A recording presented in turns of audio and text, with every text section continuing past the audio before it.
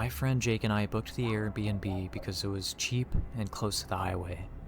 Nothing fancy, just a small, older house on the edge of a quiet town we were passing through. The listing photos looked normal. Beige siding, narrow driveway, one porch light. The kind of place you wouldn't look at twice if you drove past it.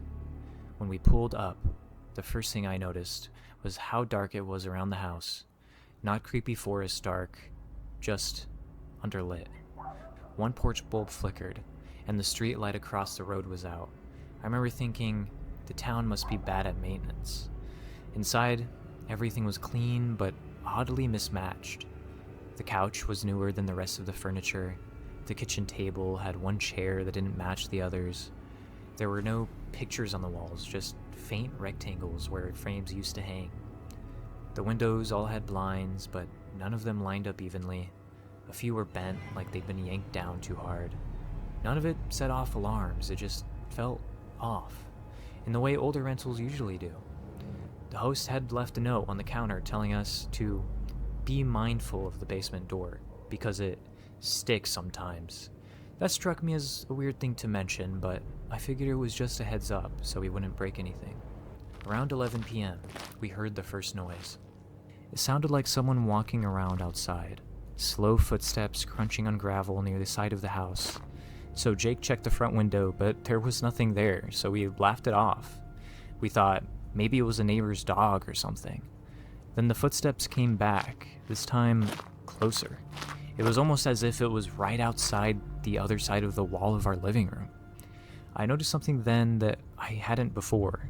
The windows didn't have locks, not broken ones, just none at all, like they'd been removed. Jake joked that maybe the owner didn't trust the renters with locks, and honestly that explanation made sense enough for me to drop the thought. At 12:30, someone knocked on the door. Not hard, just 3 soft, deliberate knocks. We froze and looked at each other. No one knocks that late unless something's wrong. I asked, "Hello, who is it?" And a man's voice answered from the other side. Calm, almost a little too calm. "Hey, I think I left something in there earlier. The owner said I could grab it." Which, that didn't make any sense. If he knew the owner, why not come during the day? Why not have a key? Jake leaned toward the door and said the place was rented for the night. Silence followed, then footsteps walking away. We didn't sleep. Around 2 a.m., the back door handle started moving, slowly, like as if someone was testing it. That's when the basement door creaked open by itself. I remembered the note. It sticks sometimes. Except now it was opening with no one touching it. We shut off all the lights and hid in the basement, crouched behind shelves stacked with old paint cans and broken furniture. From there, we could hear something moving throughout the house. No rushing, opening drawers, walking room to room, like he already knew the layout. At one point, his footsteps stopped directly above us. Then, the basement door started to open again.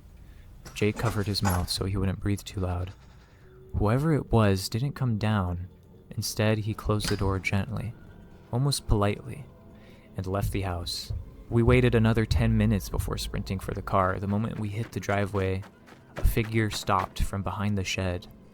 Same man, same calm voice, but now he was smiling. We ran. Jake got to the driver's side and yanked the door open, hand shaking. I jumped into the passenger seat and slammed the door, just as the man started running towards us.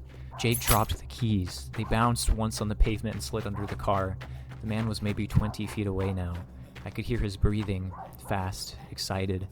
I drove out, grabbed the keys, and tossed them back inside. Jake jammed them into the ignition, missed, tried again, and the engine finally turned over as the man slammed his hands onto the hood.